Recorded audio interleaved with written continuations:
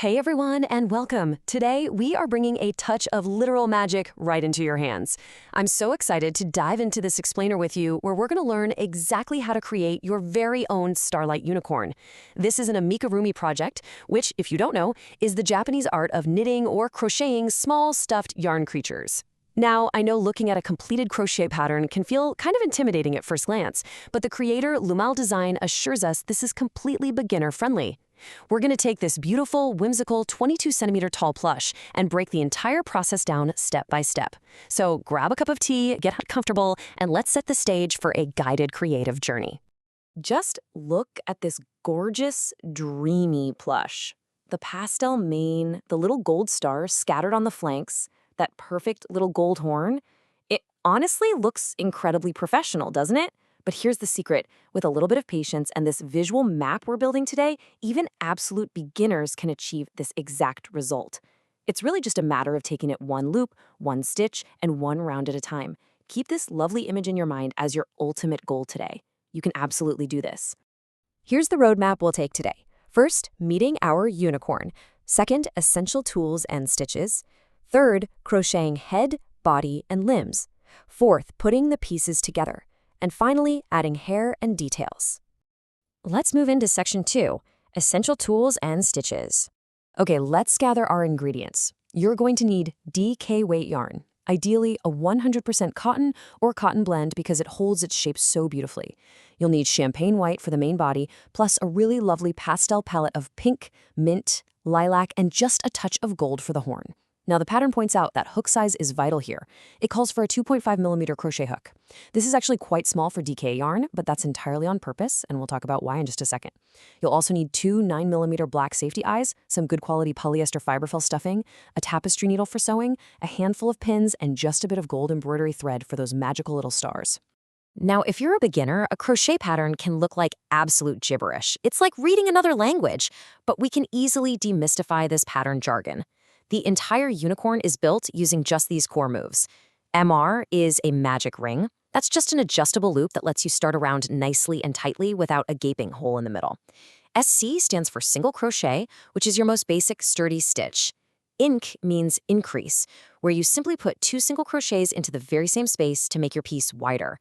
And dec is the invisible decrease, where you smoothly combine 2 stitches into one to narrow your work.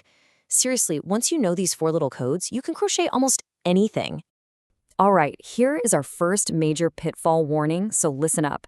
The pattern explicitly uses a small 2.5mm hook with DK yarn for a very specific reason. For amigurumi, you absolutely must keep your stitches tight. If you crochet loosely when you stuff the unicorn later, all that white polyester fiber fill is going to stretch the fabric and poke right through the gaps. It completely ruins the illusion. So if you're looking at your fabric and you can see distinct holes between your stitches, you need to go down another hook size or consciously tighten up your tension. Section 3, crocheting the head, body, and limbs. For this project, we're going to work all these parts in continuous spiral rounds. That just means we don't stop and join at the end of a circle, we just keep spiraling upward, usually using a little stitch marker to keep track of where the round begins. And for almost every single part of this unicorn, the head, the body, the legs, you're going to follow this exact same general rhythm. First, you start by making a magic ring. Then, for the first few rounds, you'll use those increased stitches to build up the width of the shape. Once it's as wide as you need it, you just single crochet normally in a straight spiral to build up the length. Finally, you start using decrease rounds to taper the shape closed. And remember, as you close those shapes, you must stuff them firmly as you go. Oh, and one more pro tip the pattern emphasizes. When you finish a piece, always cut your yarn so you have at least a 20-centimeter long tail left over. You're absolutely going to need those tails later to sew the pieces together. Let's pause for a second, because here is another critical pitfall for beginners. So imagine you're spiraling up the head, you're doing your decreases, and getting ready to pull that last hole tightly shut. But wait, if you completely seal your unicorn's head shut, how on earth are you going to attach the safety eyes securely from the inside? You have to follow the rule of round 18. The pattern explicitly tells us to stop exactly after completing round 18 of the head. At this point, the hole is still wide enough to get your fingers inside. You're going to count back to find the space between rounds 12 and 13. Fold the head in half vertically to find the center front, and place one eye 5 stitches to the right and the other 5 stitches to the left. That gives you exactly 10 stitches between them for a super cute, wide set look. Push the posts through the fabric and snap those washers firmly onto the inside. Once they are securely locked in, actually hear them snap. Then you can continue decreasing and close the head. As you finish crocheting your separate pieces, here is what you should expect to see. Just look at this profile view. The horn, which we actually don't stuff at all, naturally pinches flat at the base.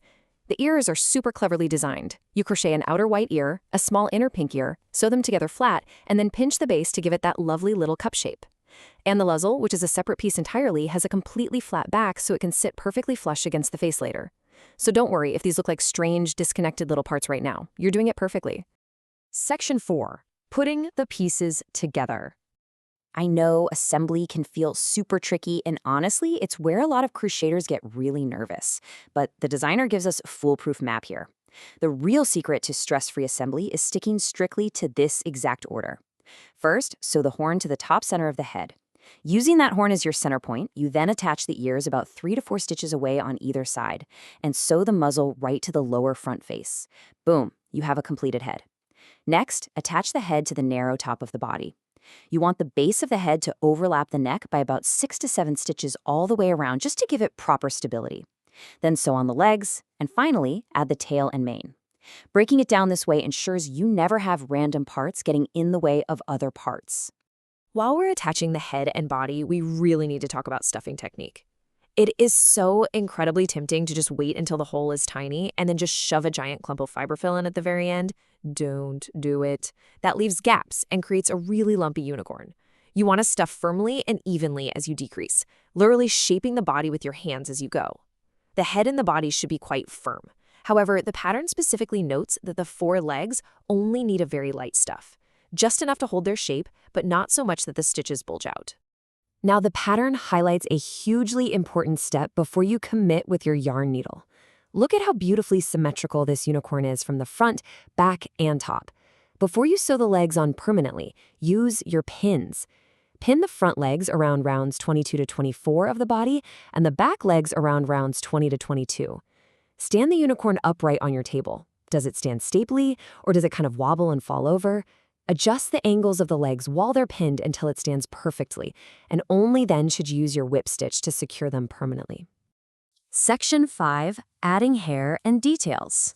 Let's bring this unicorn to life. So we have a standing unicorn, but right now it's completely bald. To create that gorgeous, flowing pastel hair, we actually do not crochet the mane and tail. We use the fringe technique. Here's how it works. You'll pre-cut your yarn strands, about 20 centimeters long for the front top knot and 30 centimeters for the main neck mane. You take 2 strands of the exact same color, let's say mint green, and fold them in half. Take your crochet hook, push it through a stitch on the unicorn's back, grab that folded loop, and pull it partway through. Then take the loose ends, pull them right through that loop, and tug it snug against the body. You just alternate your pink, mint, and lilac strands one by one, and it creates this incredibly dense, dreamy effect. We are totally in the home stretch now. Let's do our final polish. Thread your gold embroidery floss and make little 6-pointed stars scattered across the flanks. You want to keep them tiny, about 5 millimeters wide, using simple crossed straight stitches. Make sure any lingering loose yarn tails are woven deeply into the body and trimmed completely flush so they just disappear inside. Give the whole unicorn a gentle squeeze between your hands to even out any slightly lumpy stuffing. And finally, give your unicorn a haircut. Trim that long mane to a natural, layered length. Don't cut it straight across like a blunt bob. Make it look really organic and varied. I absolutely love this final note from the creator at Loomelle Design. Gauge is not critical for amigurumi. Thank you for supporting handmade. It's just such a wonderful reminder that while we want tight stitches, mathematical perfection isn't the goal here. The true joy is in the making. If your unicorn turns out slightly taller or slightly shorter depending on your specific yarn weight, that is perfectly okay. Think about it. You've just unlocked amazing new DIY crafting skills. From reading pattern codes to mastering the magic ring and the fringe technique, that's huge. You now have the tools, you understand the pattern, and you absolutely have the know-how. You've seen exactly how to break a complex-looking plush down into super manageable, beginner-friendly steps. So, I'll leave you with this question. While the pastel pink, mint, and lilac is stunning, what colors will your Starlight unicorn be? Are you going to do a fiery sunset orange or maybe a deep galaxy blue? The creative journey is officially entirely in your hands. So get your hook, grab your yarn, and I cannot wait to see what you create. Happy crocheting!